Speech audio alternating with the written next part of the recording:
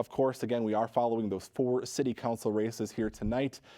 2 of those seats we have incumbents who are not running again, basically retiring from office. And we're going to head over now to Stephanie Ring, who's standing by with one of those people. Steph? That's right, Steve. Denise Clint served in Ward 1 for 18 years. She decided not to seek re-election this year, and we have her in studio now. Denise, welcome. Thank you. Thanks for coming in. Oh. First off, the big question, why did you decide not to run again? It was a hard decision. I've always believed that other people should have, a chance to serve and do their duty as they see fit as well. And up until this point, I didn't really feel like there was candidates that I felt comfortable leaving the seat to. Sure. And I'm just really confident in whoever wins this race. Both of the candidates are really great people. They've, been involved in the community for a long time, and so I felt like, they did do a great job. Okay. So 18 years is a huge amount of time, all the different things you have seen and experienced. What are some of the highlights or accomplishments you would say in that time that you can speak to as far as the city? I've thought about this a lot, and I think one of my big accomplishments certainly is the rebuilding of the clubhouse and restaurant up at the golf course. I think we did a magnificent job. We just got rave reviews about it, and so I feel really great about how that came out.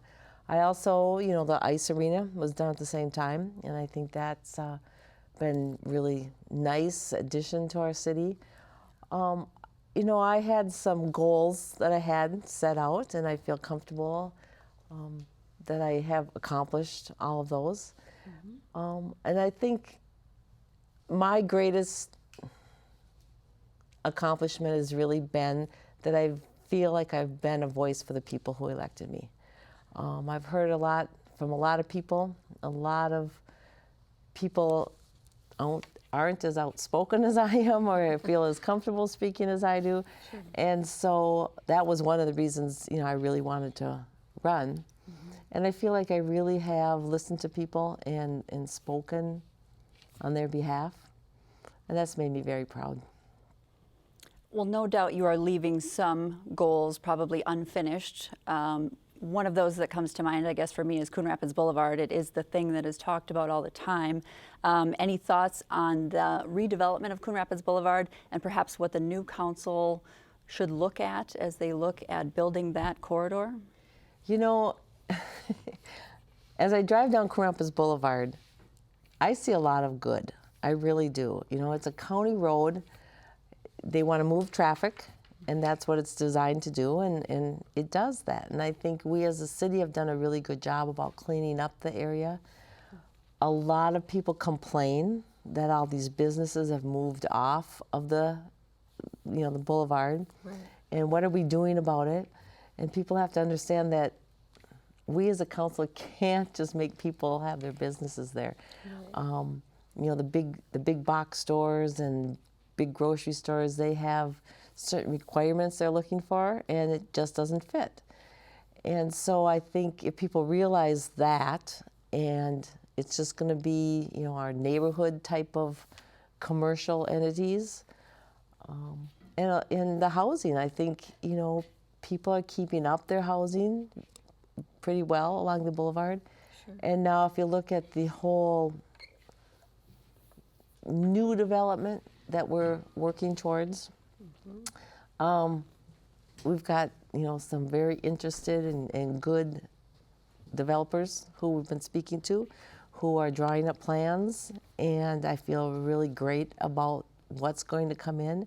It's taken a long time, yes. Right. But the flip side is, if we had moved forward quickly, I think we'd have a lot of blight there right now because of the recession. It just hit at the wrong time. Right. The housing market took a downturn about 2007, Yep. 2008. So original plans for Port Riverwalk changed. But now there's things such as the River North Apartments by the Coon Rapids Ice Center. Yes, beautiful. And then Boulevard Park is getting looked at for next year for developing near the Ice Center. Are there any goals that you hope this new council will keep in mind as they continue that progress? Well, I think you mentioned Boulevard Park, and I think that's a big one for me, simply because we want to put some new things in there that we don't have anywhere else in the community. Splash pad, and now that's the site for the 4th of July celebration. Right. So they've got to do it right and do it beautiful and big, and I think they'll do a good job. We're going to take a tiny little break for a minute because we have our first city results in. Great. And we might have some results for Ward 1 that you might be interested in. Steve, let's toss it back to you. All right. I was told we have all our results in, so if we can go to those. We're going to start off with our Councilmember City Council Ward 1 race. Brad Gostrowiak, the unofficial winner there with 56% of the vote, 3,269 votes versus Julia Stevens, who got 43% of the vote. That's all precincts reporting there. Turning to the Ward 2 race, Bill Kicker, the unofficial winner there with 58% of the vote. He was up against Greg Leone. Kicker with 3,112 votes, Leone with 2,182 with all 5 precincts reporting. In the race for Ward 4, Jenny Geisler will serve her first full term on the City Council. A closer one there. She got 53% of the vote, 2,777 votes versus her challenger Chuck Filipczyk, who received 2,382 votes, 46% there with all precincts reporting. And again, in the at-large, there's no race there. Incumbent Steve Wells with an overwhelming 23,000 votes, 453 write-ins there with all 22 precincts reporting in Coon Rapids. So there you go. We now know our new members of the Coon Rapids City Council and who will be on here starting in January. We're going to head now back over to Stephanie Ring, who's standing by still with Denise Clint. That's right. Denise is still here with us. You just found out the results now of who's going to take over Ward 1. That's great. That's great. Before we let you go here tonight, is this the last we'll see of you? Or will you ever maybe run for a different office? Mayor, at-large council member, who knows? I told you this earlier that I did, it really did start sinking in tonight. The first time I really cried about it on my way over here. And so I'm not going to say never. You know, I've been involved on the council, the different commissions, CRAA. I can't see myself living here and not being involved in some way. Sure. So I'm sure this isn't the last you'll see of me. And you said before you started with the City Council, you were on the Park and Rec Commission. Right. You've lived in the city a very long time. I know you're passionate about the city. I am. I feel like it's mine. I mean, I just feel such a connection. And maybe it's because I've been so involved in so many things, and I hope that residents do that. You know, that's not only a way to get to know people, but you feel pride in what you do and where you live, and I think everybody should have that. Well, we thank you so much for coming in tonight. Thanks for sharing your thoughts about the last 18 years. That's a long, long time. So, thank you. Steve, there you have it. Denise Clint, who is the outgoing council member in Ward 1, and we just heard a little bit ago that Brad Gostrowiak is going to be the new incoming council member, and we hope to interview with him a little bit later tonight. All right, well, we certainly wish Denise well, and I'm sure this is probably not the last time we'll see her around here. All right, thank you, Stephanie. And we also have another council member who is leaving us, and Stephanie is going to join us now and hear from him. Steph? That's right. Ron Manning has served Ward 2 for a total of 3 terms, 12 years. There was a bit of a break in there where he was not reelected between 2009 and 2012, but he is ending his term of service, and Ron is here in studio with us now. Thanks for being here. Welcome. Let's talk about why this was the time for you to perhaps pass the baton to somebody else in Ward 2. Well, I've been in it a long time, and I was on the school board for 10 years before I got on the council, and I just turned 70. So I just feel it's just time for somebody else to take the reins, and it's it wasn't an easy decision, but I think it's the right decision. Okay. Now 12 years, and of course you've lived in the city a very long time. I know you raised your family here. Right. What are some of the things that you have seen as positive changes over all these many years? Oh my gosh, there's been so many. Well, I don't know if some people may consider it a positive, others a negative, but the city has almost doubled since I moved in. Sure. We've had, you know, the Riverdale Shopping Center has come in. It's been a really good success. Trails, there weren't a lot of them when I came, and we have trails that are connecting from all different sides of the city now, and that one of the best trail systems in the state. We've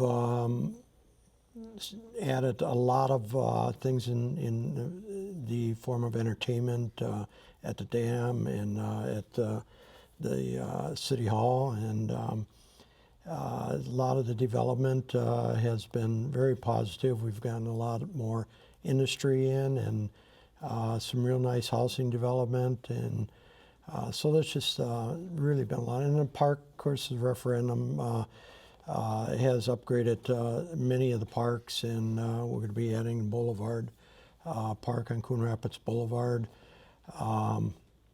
Gee, if I had more time, I probably could talk about it for half an hour, but there's just a lot of things. There's a lot of things, sure, and you've seen a lot of changes. You've been part of different initiatives. Yep. We just learned a little while ago that the person taking over for Ward 2 is Bill Kicker. He Right. will be taking over your spot. Any words of wisdom or advice as he comes into this new role with the council? Well, you know, Bill called me up and asked me to go out for coffee. And we sat there for about an hour, and he asked a lot of real intelligent questions. You know, basically, you know, I feel good about him going forward in that ward. One of the things that I've always found is to try to keep somewhat of a sense of humor as you're going along, and to leave things at the table. Do not hold grudges as you make decisions. There have been councils in other cities who have had, you know, real tough times with that and become very dysfunctional. And I've been very fortunate to work with people that were able to give their opinion, argue for it, do whatever, and then once the vote is taken, to leave it behind and not be angry about it. And that's how a council continues to be healthy and get things done. And so I've been really pleased about that, both when I was on the school board and here. I've just been very fortunate to work with lots of really good people. That's probably very good advice. Don't hold grudges. You may not agree with everything maybe in the chambers, but Right. can you leave it at the door, Yep. so to speak? And in that way you can go on with your business and make sure you get things accomplished. Mm-hmm. Any parting words that you'd have for residents or those that have supported you over the years as you transition out of your position and someone new comes in? Well, I'm just extremely grateful that they put their faith in me and have, you know, voted me in. I just very happy about that. And I guess I would say, you know, people need to feel free to give their opinions on things, and I think that the more respectful they do it, the better it is. But the council as a whole really thrives on people giving their opinions, because we're there to try to not only just make the city better from our viewpoint, but from everybody's viewpoint. There's always going to be two sides to everything. And one of the things I don't like to hear people say is you're not listening to the people. Because, you know, we listen to the people. Some people just don't agree with what they're saying. And so you have to listen to both sides. You have to use your own brains to be able to figure out what you think is best, and then you vote based on that. And if you let people get to you because you didn't always vote their way, you're going to be frustrated through the whole thing, because you're not going to please everybody, and you just have to vote for what you think is best for the city. So you listen to everybody, and then you vote for what you think is best for the city, and then you go on from there. Sure. Sounds like good advice for Bill Kicker coming in. Sounds like you're pleased with the time that you've had, and now is just the right time to go. Your Tuesday nights will be free. Well, yeah, I hope they're not too free. I'd like them to be able to do other things. Right. But yeah, it's I've always, the meetings that I've had, I've never dreaded meetings or going to workshops, things like that, because it's always something that you're looking toward the future with the city. So I've enjoyed that part of it. I enjoyed working with the people, but it does tie you down a little bit. It's hard to go on any extended vacation. Right. Because there's meetings almost every week. So. Yeah. Well, we thank you for coming in tonight. We really appreciate it. Again, Ron Manning, Ward 2 outgoing council member. He did not want to run again for this election, and the new incoming person coming for Ward 2 is Bill Kicker, and we hopefully will hear from him later tonight. That's right, Steve. Jenny Geisler is here in studio. Welcome. Thank you. As Steve mentioned, this will be your first full term serving on the Coon Rapids City Council. You were appointed and you've been serving for 2 years. What do you think about this? Is the first official election you have won, and you'll now have a 4-year term. Well, I'm very excited and honored to be chosen to serve the citizens and the residents of Ward 4 in Coon Rapids. I've really enjoyed the 2 years that I was appointed, and I hope that I'm working to help make Coon Rapids bigger and better and stronger and continue my service to the community. And we should maybe tell folks you're not new to the city. You've lived here over 30 years. You've been part of the Planning Commission. But to council, this will be the start of your 3rd year as you start your term. Tell us some of the perspective you have as far as working together moving forward in 2017, particularly with new members coming on board. Right. To me, it's a learning process of how the council works, and then bringing in history of the service that I've had throughout. I had 16 years on the Planning Commission, and some of the big endeavors that we're going to be going after in the next couple of years. We've got the Riverdale Transit site, we've got the Riverwalk site, we've got more development up by Mercy Hospital, and having that experience of the planning process, the comprehensive plan, site plans, site reviews, and understanding how that works. I think I can help bring the new council members along and help educate them on elements that you'll want to take a look at, and how do we focus and bring development into the community. And because I think our city staff right now has been doing a great job. We've got strong proposals on a number of parcels, and we'll, as the community, start to see some more movement. Sure, and let's just touch on the fact that you mentioned the Riverdale proposal, which is by the Riverdale Transit Station, right, of market rate apartments, some workforce housing, some senior housing. Right. That is one plan in the mix. And then you mentioned Port Riverwalk, looking right, at some housing there.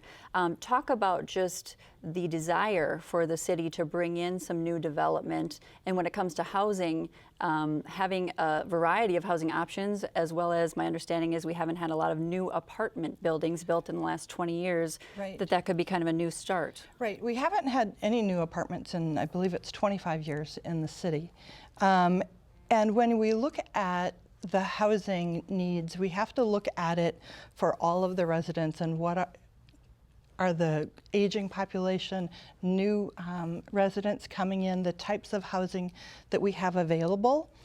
And right now, there aren't a whole lot of single-family homes available for people to purchase. And then we do have residents in those homes that would like to move or downsize.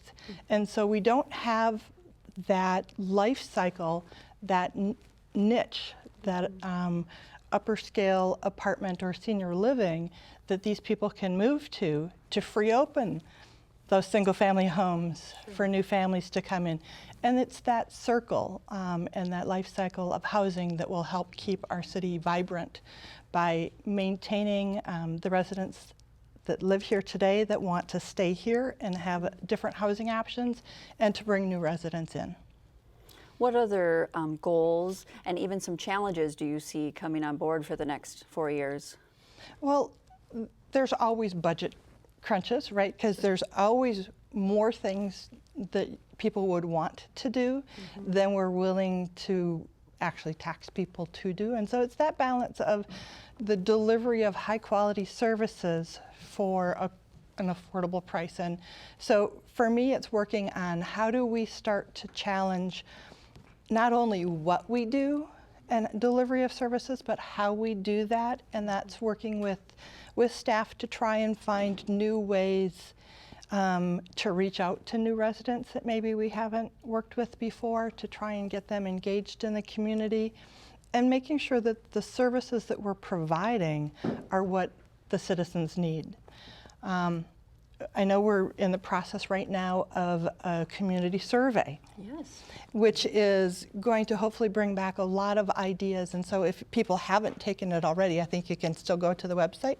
Actually, Or is it closed? the online portion of it Okay. closed on October 28th. Okay. But we had good response, and I know the data is being analyzed. Right, so we have a lot of information that will be coming in that we'll be taking a look at to try and see where are things that are needs of our citizens that we maybe aren't meeting yet, and how can we look to, it's not always starting to do something new. Sometimes it's stopping something old to shift those resources into something new.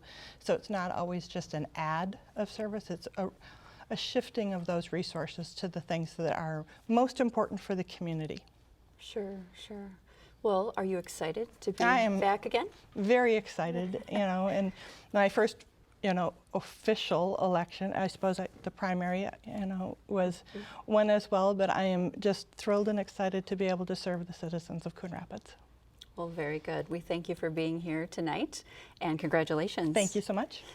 We, again, are sitting here with Jenny Geisler, who is the candidate-elect for Ward 4, who's going to start her first full official 4-year term. She was appointed 2 years ago to take the place of Jerry Cook when he was elected to the position of mayor. Councilmember Steve Wells will be serving another term on the Coon Rapids City Council, and he is standing by with Stephanie Ring now and has more. Steph? Thanks, Steve. That's right. Steve Wells is here with us now. Steve is going to start his second 4-year term. He finished his first 4-year term. He's a retired police chief here with Coon Rapids Police, and we thank you for being in the studio tonight. Oh, thanks for having me come in. So being the at-large council member, you didn't have anyone running against you. What do you think that means? Was anyone interested, or are you doing an okay job? Well, I'd like to think I'm doing an okay job, but I also think it had a lot to do with the fact that there was other races. When you had 2 long-term incumbents not running, it's probably perceived as easier to run against an open seat than to run against an incumbent. But I was very surprised to not have any opposition, because we had lots of people running, in the primaries, but it was certainly a pleasant surprise. Right. Did you do much campaigning then? Were you out talking to people during this election time? Well, I'm always talking to people. I see people everywhere, and obviously I'm active in the community, but I'm not going to pretend that I campaigned. I went to my mentor, Scott Schulte, who talked me into running for council at large 4 years ago when he decided to run for county commissioner, and asked him how much should I do, and he pretty much said, why would you do anything? So I took that advice as far as actual campaigning. Sure. And let's face it, people get very tired of the process, so if you don't need to bother people, I guess give them a break is the way I looked at it. Sure. Well, what was the draw for you to come back for another 4 years? And I thought about it. I enjoy being involved in the city. I was, as you said, I was with the city for 32 years and, retired for a couple years before I decided to run. And I really like being active in the city. I believe in this city. We're doing a lot of good things. So I just like the involvement. And as long as I knew I would stay engaged, I would never do something if I wasn't going to attend meetings and wasn't going to be there. But that's never been an issue. And I enjoy the feedback. I get so much positive feedback, which I appreciate, and also say that even though obviously I was unopposed, I had so many people that approached me and thanked me for serving and stuff, and I appreciate that. People really do step up and acknowledge what you're doing. As an incumbent, are you looking forward to just working with some new council members that are coming in? Do you have any thoughts for how the dynamic might be as you have some changeover of the seats in Ward 1 and 2?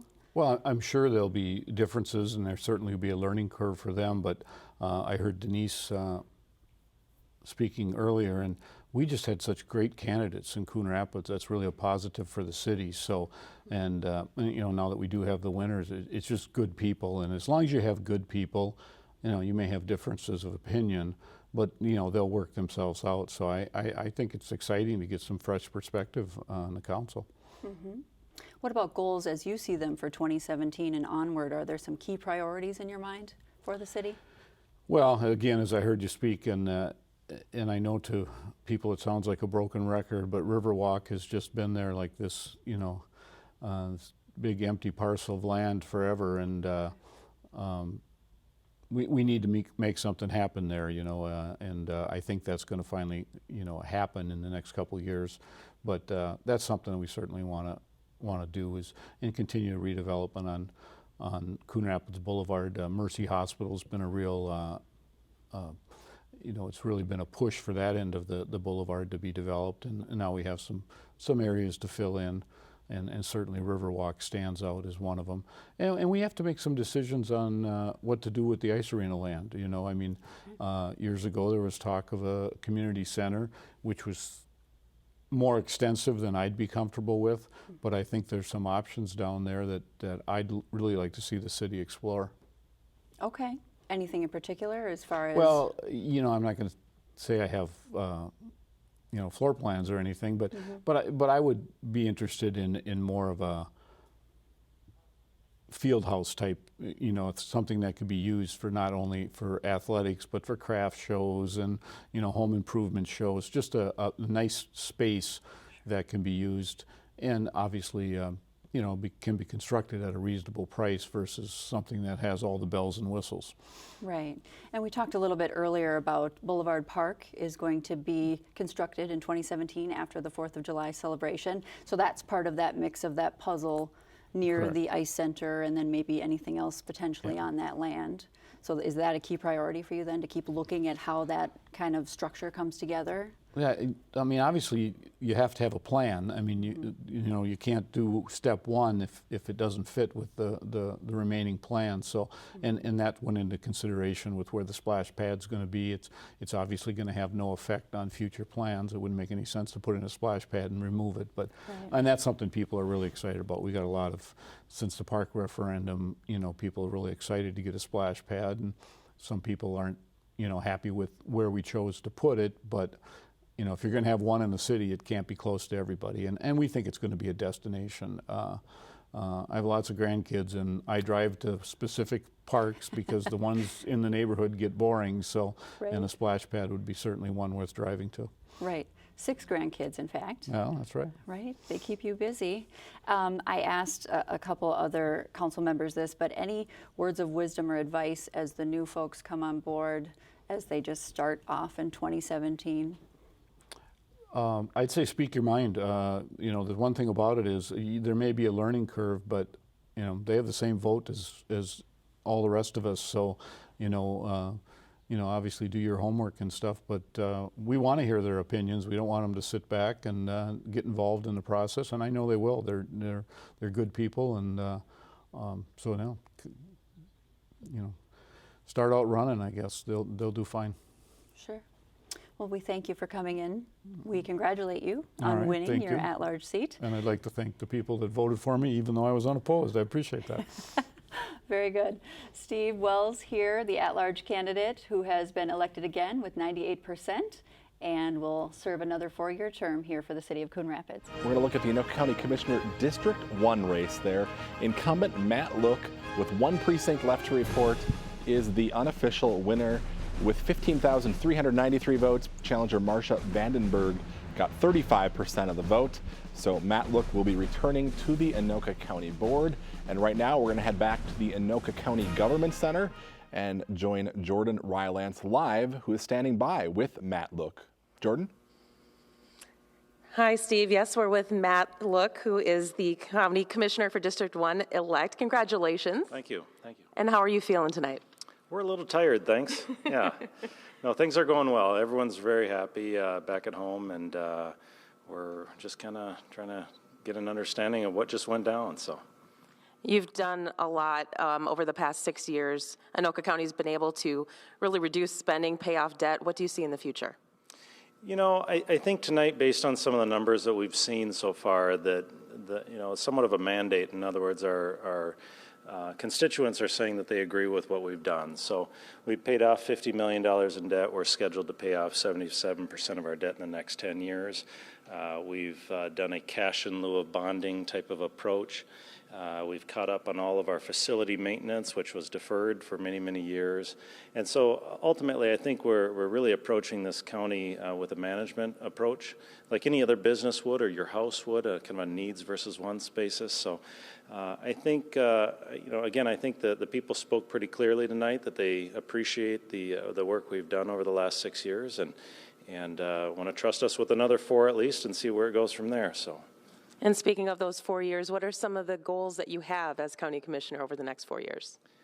Well, we've had a big focus on roads and bridges, particularly Highway 10, Highway 65, Highway 47. A lot of congestion, a lot of building in the area, and roads really haven't followed suit. So those are going to be some big ticket items I think that we focus on. We're going to continue to look at wages. We want to make sure that we're competitive with other counties in the area.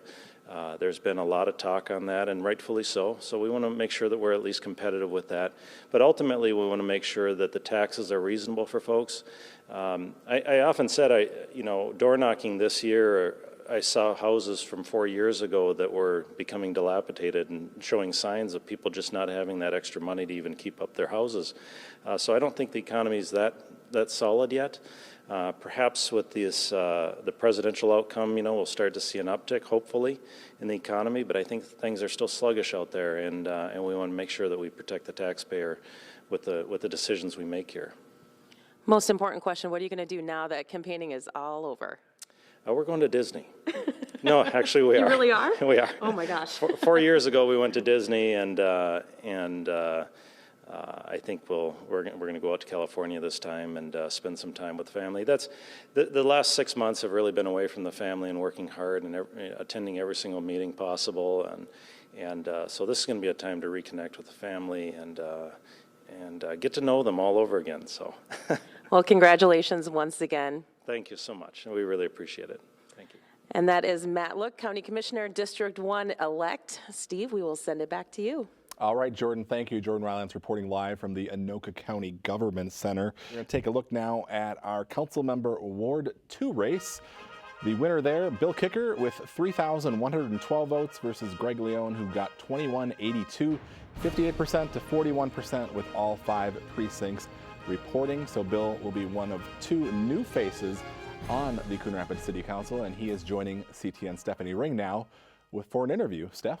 Thanks, Steve. Yes, Bill Kicker is a Coon Rapids High School grad. He grew up here. He has raised his children here. He ran for City Council, and he is the new Ward 2 council member-elect.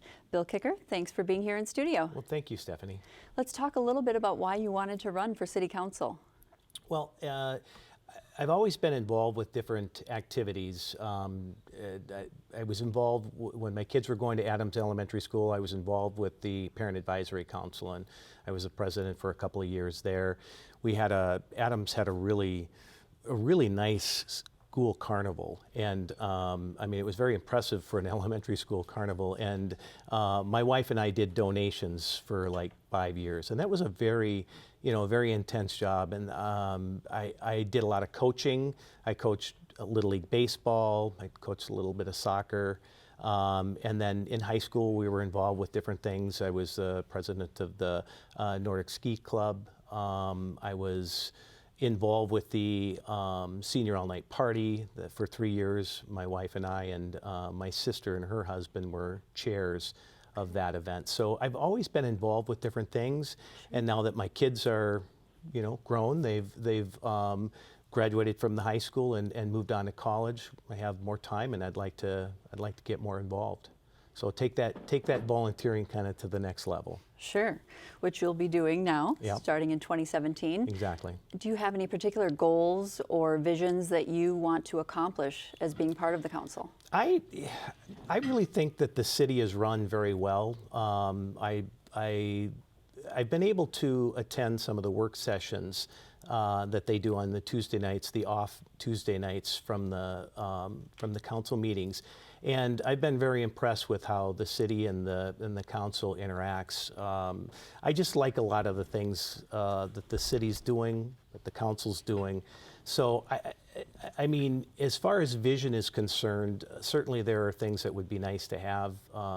You know, there's a lot of movement on the boulevard, and to be able to continue moving more development there, I think that would be nice. I like what we're doing with the parks. I think that that's a good thing. So more business, if there's something we can do in that area, I think that would be nice to attract more business or to retain business within the city. I would like to see that as well. Sure. When you were out campaigning, did any issues come up among residents you were speaking with? You know, mostly positive. You know, again, maybe because I was positive about things. When people asked me the same question you just asked, I was very positive about how things are going with the city, about how well it's run. And so, you know, maybe that rubs off on the people that you're talking to. I guess there were a few people that were concerned about education, and I'm not sure that the council can do a lot about, you know, District 11, the education, but I think that, you know, as I've talked to many of them that were concerned about that, you know, I grew up and I went through our public schools. My kids went through their public schools and got great education. So I was, you know, I think maybe it's more of an educational thing for that as well. It just needs to be promoted. But I didn't really hear much negative about what was going on in the city. So it was a very positive experience. Well, that's probably a good thing then. Yeah, absolutely, absolutely. Are you looking forward to, you know, learning more of the inner workings of the city and getting to know fellow council members as you work together? You know, there's 7 votes, and, you know, you may agree or disagree on certain things, but you all have to work together collaboratively to make a decision. Yes, yeah, I like working collaboratively. I think that that's really where you get, you know, the best work done, is if people are working together. You know, people may not always agree exactly on things that need to get done, but generally, if you work towards, you know, consensus, usually you have a better product. You know, I do that in my work that I do for a living, and I hope I can bring that same thing in as well. So yeah, I think in getting to know the other council members and just the city staff better, and to understand how that works, how the city interacts with maybe the other organizations or different organizations. I'm looking forward to that. How would you describe yourself as an elected representative as far as how residents can approach you or how they can share their opinions with you to then bring back to the council for consideration? Well, I hope that they find me to be very approachable. I did a lot of door knocking. I thought it was important to go out and meet the people. And I mean, I handed out at least 29 rack cards, or 2,900 rack cards, and so I knocked on a lot of doors. I got to meet a lot of people, and I think that that's an important thing to do. So yeah, I would hope that they would find me to be approachable and be willing to call me, email me, whatever means that there would be to, you know, get a hold of me. I'd certainly be happy to meet with people. You know, that's again, the one thing with all the work that I put in campaigning, you know, I feel like I'm willing to put in the time, and I think that's important. So are you excited, and are you ready for the adventure? Yeah, I think so. Yeah, I think it'll be a lot of fun. Great. Well, we thank you for coming in here tonight. We really appreciate it. Well, thank you. Again, Bill Kicker, who is the new incoming council member-elect for Ward 2, and he will serve his first term starting in 2017. Moving on now to State Representative in District 35B. With all precincts reporting, incumbent Peggy Scott is the winner there. She retains her seat. 14,705 votes versus Wes Volkanen, who had 7,990 votes. So she will be going back to the state legislature, and CTN's Joe Nelson talked to her a short time ago. Here with newly re-elected State Representative Peggy Scott. Peggy, thanks for joining us. Thank you for having me. And just how does it feel to be re-elected and to continue your term with the as a state representative? It's a relief. Tonight is a relief. I had an opponent that worked very hard, and I want to give him, kudos for doing that in a tough district.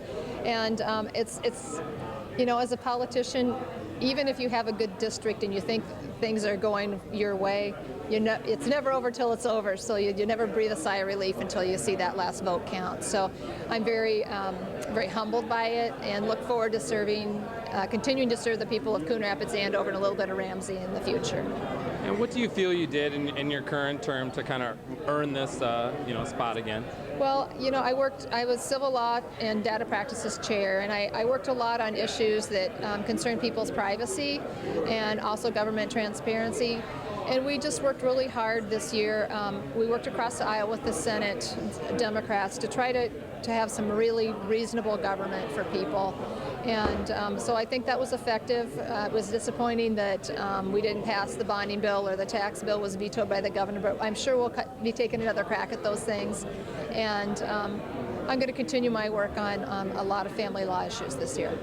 And it looks like about a third of the district didn't vote for you. What do you want them to know? What kind of message do you want to send to people who didn't vote for you? Right. Well, I just want everybody to know that I serve the entire district. And I don't care if you're Democrat, Republican, if you're with the Green Party, I'm here to represent them. And if they ever have a concern with the state government, I do want them to contact my office, and I'll do my best to do whatever I can to help them out. And just what do you really hope to accomplish with this next term? Well, I think this is going to be a budget year, so that's always a tricky year. The first order of business will be to fix MNsure so that people can afford their health insurance again. It's been a big failure, and so we need to do something to dial that back and find some solutions for Minnesotans that, that are hurting right now and wondering how they're going to pay for health insurance. So that's job number one. And so that's really what's on top of my mind right now. But again, I want to work on some family law issues and just anything that I can do to help strengthen families. Thanks so much for joining us. We appreciate it. Thank you for having me. Steve, we'll send it back to you in the studio. All right, Joe, we appreciate it. Peggy Scott there, the winner in the State Representative District 35B, with all precincts reporting there. She is one of 4 representatives that represents Coon Rapids. What we're going to do now is take a look at our results from Coon Rapids City Council Ward 1 race. This is Denise Clint's seat. Brad Griskowiak won that with 3,269 votes. Challenger Julia Stevens with 2,541 votes. So Brad will be becoming our second new member. We heard previously from Bill Kicker. We're going to head over to Stephanie now, who is standing by with Brad. Thanks, Steve. That's right. Brad Griskowiak is the new Ward 1 council member, and he will serve his first term starting in 2017 with the Coon Rapids City Council. Brad, thank you for being here in studio. You're welcome. Thank you. Are you excited to hear this news? I'm very excited. Yes. Wonderful. Been looking forward to it a long time. Why did you want to run for Coon Rapids City Council? Foremost, the main reason was really a sense of civic duty for our community. I've always been interested in local politics and the effects that they have on the daily lives of citizens. So I wanted to do this, step up, and it was the right time for me to do this, and I'm glad that I was able to accomplish it. How about some background about yourself, your family, for the viewers that are watching tonight? Sure. 28-year resident of Coon Rapids. I'm originally from northern Minnesota, up on the Iron Range in Hibbing, Minnesota. I moved down here and started my family in Coon Rapids, on one side of Coon Rapids, and as my family grew, I have 4 children now. As my family grew, I moved from one side of Coon Rapids to the other since I liked Coon Rapids so much. And I've made my home up in the northern part of Coon Rapids for the past 16 years and really have enjoyed being in the community. Now you're taking over for Ward 1. Denise Clint has been serving in that position for 18 years. That's a long time. You might have a new perspective or maybe some fresh eyes coming in. I don't know. Have you thought about that at all, taking over for someone that had been in the position for so long and you're brand new coming in? Yeah, I think that makes a lot of sense. There's always a progression of new ideas when things like this turn over, so I'm ready to accept those challenges with some new ideas and hopefully bring a new perspective to the City Council in general. Now, I understand that you have been a small business owner. You also are a account manager for a global company. Correct. Can you just tell us a little bit more about your skill set and how you might be able to bring those skills into the council as you look at budgets and, you know, strategic planning? Right. So my background in schooling is I went to school for engineering. After that happened, I actually didn't get into the engineering career. I got into business right away. Over the years, I've worked for a Fortune 500 company, working with large corporate clients in the Twin Cities. But over the years, I've also owned 2 small businesses. So I thought all along that combination of experience with those 2 levels of business would be a pretty good fit for the City Council. That and my math background, I think, is going to help well with the budgeting process. I'm very good with numbers. Well, good thing. We journalists aren't always. So what about challenges or opportunities that you might see moving forward in your next 4 years here? Are there any particular things that you want to focus on? There are a few things I'd like to focus on. I would like to see Coon Rapids become a little bit more business friendly. I think that's something that we always want to work for. Obviously, the redevelopment plans along Coon Rapids Boulevard, everyone's got that on their radar. There's going to be some things changing on there, and I'm glad I can be part of that. But those are a couple of the biggest things I'm looking forward to. Those are kind of big things. Coon Rapids Boulevard has had a ever-evolving plan for many, many years. Any particular strategy that you see the council should continue to move forward with as development progresses along the corridor? Yeah, it is a big job, and it's a 4-year position, so I think I'm going to be challenged with those things over the entire 4-year term. A couple of things that I would like to see is opening up the corridor coming in from the east of town, ensuring that the mix of residential and business applications and development along that corridor are going to support what I think can be a very robust corridor. Coon Rapids Boulevard is a busy county road, and again can support local businesses and residential neighborhoods. That'll be a big project, Right. as well as many others, I'm sure. Do you have any perspective on what it'll be like to work with the 6 others? And you know, you all have a vote, and there's 7 of you, but I've heard in the past that council members have, you know, maybe not always agreed, but they kind of leave their disagreements at the door, if you will. Do you have any perspective on how you will work together collaboratively with the other members on the council? I think we're fortunate in Coon Rapids to have a council and a mayor that can all work pretty effectively together. I've always been someone who has a pretty level head and can look for the best applications from different people, and I think I can bring that together and be a good influence on what we have to do. Anything else your constituents should know about you that they haven't learned already? No, I think what I'd like to say is thank you to the constituents, and I've met a lot of people outdoor knocking. Most folks were very gracious. I really appreciate the opportunity to be part of this, and I'm looking forward to it. Well, congratulations. Steve Brad Griskowiak, the new Ward 1 council member who will begin his first term with the Coon Rapids City Council starting next year. In District 3, Robin West is the incumbent there with 12,600 votes versus challenger Niall Zickman, who has 9,654. Still 1 precinct left to report, but Robin West the winner in District 3. And then in County Commissioner District 6, incumbent and County Board Chair Rhonda Sivaraja with a lead there. 66% of the vote with all precincts reporting. Her challenger Kevin Ryan received 34% of the votes. What we're going to do now is head over to CTN's Jordan Rylance, who is joining us live with both Sivaraja and Robin West. Hi, Steve. Yep, it's quite a party here. I have 2 of the county commissioners-elect with me, Rhonda Sivaraja from District 6 and Robin West from District 3. And they're having a big party. We're celebrating, right? Absolutely. It's a fantastic evening. So tell me how you're feeling after all of this campaigning to get the win. Feeling wonderful. I think it was a very decisive victory for the entire county board. And, you know, on the campaign trail, we were getting a lot of encouragement, a lot of support for the work that we were doing. And I think that the numbers just prove that. And so very excited about the direction in which we're headed. And we will continue to move forward as a team. Just today, a new initiative was rolled out from Anoka County, the Last Tag Initiative, which is really focusing on the heroin and the other drug problems that we have in the county. What can you tell us about that? So excited to be able to do an outreach program where we are going to really focus on reaching youth.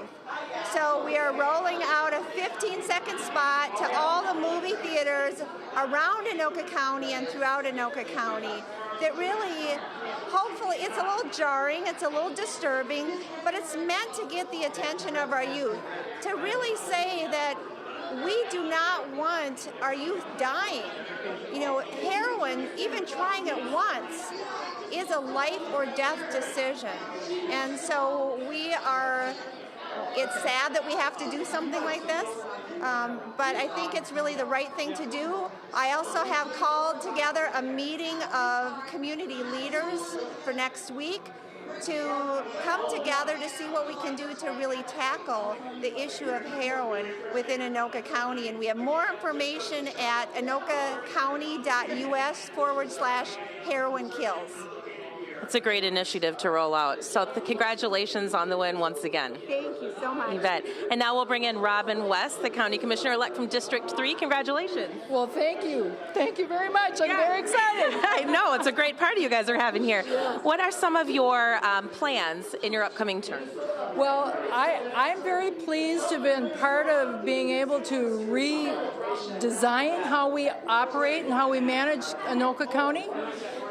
We have been able to lower our taxes, we've been able to reduce debt, and I think we shouldn't stop. It's worked, but we still have lots of things that need to be done that are going to make life good for the people who live in Anoka County. And you know, we talk about not borrowing money. It's really serious not to borrow money we don't need, but we do have very expensive infrastructure projects. We will borrow for those things because that creates a better life for the people who live here, and it is a economic development tool that makes sure that we have good roads and be able to take care of congestion, the problems that keep people from being able to move. And that's a very, very high priority. And we obviously opened the Armstrong intersection in Highway 10. But we are going to keep working. We work a lot with MnDOT. We continue to work with MnDOT over the years. And I think that they're getting the recognition that Highway 65 has to change. We have too many people living here. They cannot continue to ignore it. So what are you going to do now that campaigning is all over? I'm going to enjoy my family. And the holidays are coming, and it's quite a special event in our home. But I'm terribly excited because my son just won the House of Representatives seat for our district. And so we'll be working on him and trying to help him to figure out what his plan is, although I think he'd be better at telling me how to figure out what my plan is. That's got to be fun to have two of you in the family. It is. It's very fun. And all my children are here tonight, so it's been an extremely exciting night for us. Well, congratulations, ladies. Thank you. Quite a win, quite a party you guys are having here. I'll let you get back to it. Thank you. You bet. Rhonda Sivaraja and Robin West, your county commissioners for District 3 and District 6. Steve, they're having a big party here, so I'll send it back to you. They are. It looks like a good time. You are live over at Brick's Pub in Blaine. That's CTN's Jordan Rylance. Thank you for that. All right, we're going to move on now to one of our state senator races. This one in District 35. Incumbent Jim Abler wins there with 67% of the vote, nearly 30,000 votes, compared to his challenger, Roger Johnson, who received 32% of the vote, 14,309 votes. CTN's Joe Nelson talked to Jim Abler a short time ago, and we're going to head over to him now. Joe? Steve, we're here with newly re-elected state senator Jim Abler. Jim, congratulations on winning the race. It's awesome. I'm so excited. Sure. And just how do you feel that your constituents re-elected you and kept you in office? Well, I'm glad to be able to serve again. As you know, I stepped aside and then I came back in a special election this last winter. And so there were two elections in January, February, and this was the first big one. And so I'm really excited that the people decided to stick with me, and such a strong show of support, over 67%, really gives me confidence and I can represent them well. And what do you feel you accomplished in your last term that earned you this another term here? Well, my real areas that I work in are education and healthcare, and those are so important out here, as well as transportation. We almost got some Highway 10 projects done. The whole healthcare thing with the insurance rates with the old Obamacare, Affordable Care Act thing is going so high. That's right in the middle. I'm working on that even now, just last week. And then education, we have to continue to keep Anoka schools strong and our district very strong so students can be competitive globally. And it looked like about a third of your constituents didn't vote for you. What do you want them to know? What kind of message do you want to send them? Well, they should know that I still care a lot about them. I don't represent just the ones who vote for me. I represent all 80,000. And I don't know why they wouldn't have voted for me, but I respect that. And they can sure call me and talk about those things. And sometimes we disagree on some little small thing and I just don't earn their vote. But I know we agree on so many things. I feel confident I can represent them well, and I'm really looking forward to that.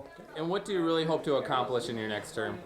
Well, a lot. The whole healthcare thing is really a challenge. The healthcare costs, the doctor you want to see, and access to around the whole state. It's really an issue, and also for our Main Street folks here. So that's front and center right now. There's work going on about that, and well, many more things than you have time to talk about tonight. I appreciate you coming out. All right, congratulations again. That is newly re-elected State Senator Jim Abler. Steve, we'll send it back to you. All right, CTN's Joe Nelson, thank you. What we're going to do right now is head out to CTN's Joe Nelson, who is standing by at the Sticks and Stones restaurant, I believe, at the curling rink. Thank you. Joe? Yeah, Steve, we're here with newly re-elected State Senator John Hoffman. John, thanks for joining with us. Hey, Joe, good to be here. Yep. And congratulations on the win today. Thank you. It was a hard battle. I mean, I don't know the word battle, but it was a hard fought win, victory. But we live in a 50-50 district. I'm in the only 50-50 district in the state of Minnesota, and so it's a ground game. And to get the folks from my Senate District 36 saying, let's get back to work. I hope they saw that. 76% of the bills that I've carried have been bipartisan, and 100% of the bills that I had turned into law, actually, I had a Republican author on the other side that helped it. So, I mean, that's there, and that's what people expect in our area. Get along. Yeah. And just how does it feel to be reelected and to be able to continue this position for your constituents? It feels good from the standpoint of there's still some education fixes that we need to do. We need to fix the compensatory education model. We need to really enhance that early childhood experience and the early learning opportunities that we have when it comes to our youth within our school districts. And really, I mean, we've done a great job. Anoka Hennepin School District, we know how to close the achievement gap. The compensatory education model that we do works well, and it's now time to make that statewide. And obviously just getting 51% of the vote, there's a large constituency that did not vote for you. What do you want them to know? How do you want to gain their support? Again, going back to Senate District 36, traditionally, you look at the MinPost, you look at what happens within the Star Tribune, it is a 50-50 district. It is a purple district. It's the only one in the state of Minnesota. So it really does. It trends that. It says, look, we want you to get stuff done together. And you look at the work I did on Highway 10, that was collaborative. That was bipartisan. Again, going back to 76% of the bills that I carried are bipartisan. Same thing with the Mill Pond project. That was bipartisan. The thing that we did with the Anoka Hennepin School District, the getting to 2%, the getting the early childhood, all day, everyday kindergarten, that was bipartisan. Those are bipartisan efforts. And that's what people in our area have always expected, because when it comes to education and health and human services, it should be nonpartisan. You should be talking about the outcomes and deliverable for our students, the deliverable for the most vulnerable in our state.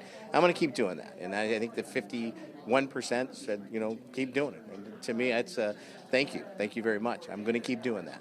And it sounds like we had a pretty good turnout. What do you want to say to the people who did come out and support you, that we're able to kind of turn the tide here and put you over the top? Well, again, it's that Minnesota ranks in the top, when it comes to voter turnout. And I was so blown away that we had 500,000 people vote early. And that's somebody that I served on the elections committee to talk about making it more accessible for people to vote. You see it firsthand in Minnesota.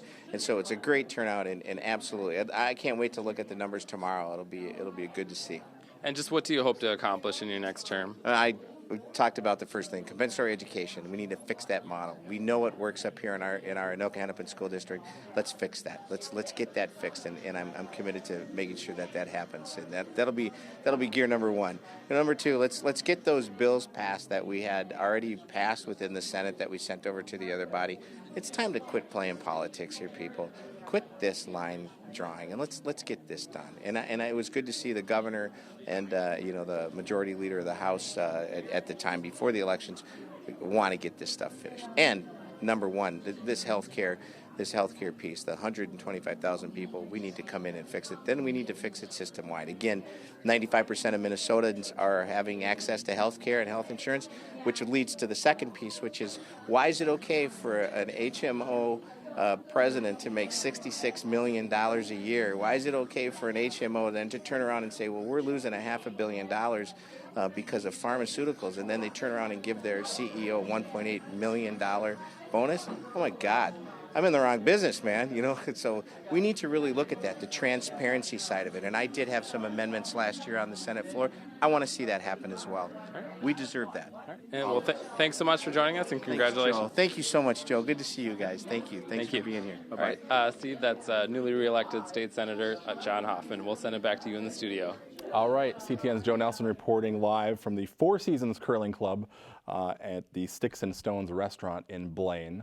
We're going to head now to our results for the District 36A state representative. We showed you this just shortly a few moments ago. Mark Uglem was the winner there with 58% of the vote versus his challenger Kevin Parker with 42% of the vote. And a short time ago, Joe Nelson was on the other side of town and got an interview with Mark Uglem, and we're going to hear from him now. Steve, we're here with newly reelected State Representative Mark Uglem. Mark, thanks for joining us. Thank you. It's a pleasure. Yep. And just how does it feel to be reelected and to be able to represent the district once again? Well, it's always fun to be reelected. I've always enjoyed representing this district, Champlin and Coon Rapids. I was mayor here in Champlin for 3 terms. I'm very pleased that the people elected me again and placed their trust in me to represent them in the state of Minnesota. What do you feel you accomplished in your past terms that will lead into this next one and that earned you this spot? Well, unfortunately, the bonding bill went down because of the light rail amendment that the Senate passed at the last minute. But I had Coon Rapids #1 priority in the bonding bill, the Hanson Rail Grade intersection, and I also had the Champlin Mill Pond restoration project, which was Champlin's #1 priority, as well as some other transportation projects. All that went down the tubes basically because of light rail. And it looked like about 42% didn't vote for you. What would you want your constituents from that sector to know about you, and what kind of message do you want to send them? Well, I certainly hope they studied my literature and studied me, because I'm one of the most bipartisan guys over there. I'm one of the few legislators that actually had labor and business endorsements. Unfortunately, a lot of people vote straight ticket, and unfortunately, and democracy only works when you have an educated electorate. You have to do your homework. And just what do you hope to accomplish in your next term coming up here? Well, we got to end this gridlock, and we need to get some things done. MNsure needs to be fixed or replaced. Too many people are suffering. The transportation bill, obviously that didn't pass because it was attached to the bonding bill. And then the tax bill, Governor Dayton vetoed that over just 2 words. That provided a lot of tax relief for a lot of middle-class families. We need to get that done too. Well, thanks so much for joining us, and congratulations. Appreciate it, and very pleased to be reelected, and everybody that supported me, certainly thank you very much, and I will do the very best I can to provide good leadership in the House of Representatives. And Steve, we'll send it back to you in the studio. All right, Joe, thank you very much. We should mention that we did, Joe was out at the Four Seasons Curling Club a short time ago interviewing Hoffman, Jerry Newton, Melissa Hortman, and John Hoffman, and Aaron Kogel were all there. Unfortunately, 3 of them had to leave, so unfortunately we were not able to talk to them tonight. And Julia Brosted, we also did not hear from, Anoka County Commissioner. We reached out to her several times, but did not hear back from her. All right, before we sign off, we're going to run through all the results that we have for you. If you're just tuning in or want to see them all again, here they are. Coon Rapids City Council Ward 4, the unofficial winner there, Brad Griskowiak, with 56% of the vote. Julia Stevens got 43%. Brad Griskowiak is the new Ward 1 council member. In Ward 2, this is the seat that replaces outgoing council member Ron Manning. Bill Kicker, the winner there, with 58% of the vote to Greg Leone's 41%. And then in Ward 4, Jenny Geisler retains her seat with 53% of the vote. Challenger Chuck Filipsik with 46% of the vote. And in the at-large, not a race, 453 write-ins, but Steve Wells with the commanding win there and with no challenger will serve another term on the Coon Rapids City Council. Turning to the county commissioner races in District 1, incumbent Matt Look, who we heard from earlier tonight, wins easily there with 65% of the vote. Challenger Marcia Vandenberg with 35% of the vote.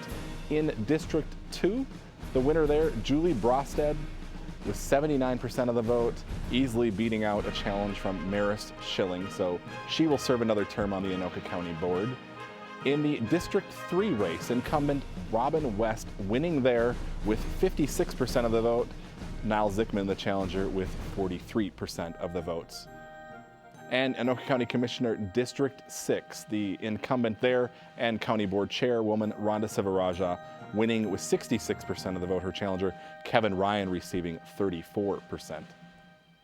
Moving on to State Senator in District 35, Jim Abler, the incumbent there, the Republican, with 67% of the vote. Challenger Roger Johnson with 32% of the vote. In District 36, John Hoffman, who we just heard from, with 51% of the vote. He is the DFL candidate. Won a close one there against Republican challenger Jeffrey Lund. In District 37, this was an open seat actually. Jerry Newton, the DFLer, with 51% of the vote, so again a close one. He did beat out Brad Samford, who received 48% of the vote. Turning to our state representatives in District 35B, Peggy Scott, the incumbent, with 65% of the vote. Wes Volkanant with 35%. In District 36A, we have Mark Uglum, who we just heard from a short time ago as well, with 58% of the vote. He wins there, beating out a challenge from Kevin Parker, who received 42% of the vote. In District 36B, incumbent Melissa Hortman wins with 56% of the vote. Challenger Peter Krima with 44%. She is the DFL candidate there. And in District 37A, this was a close one. Aaron Kogel, this was an open seat as well, with 47% of the vote. Anthony Wilder received 44% of the vote. Kogel there is the DFL candidate. Moving on to the constitutional, an amendment. This was basically, shall the Minnesota Constitution be amended to remove state lawmakers' power to set their own salaries and instead establish an independent, citizens-only council to prescribe salaries of lawmakers?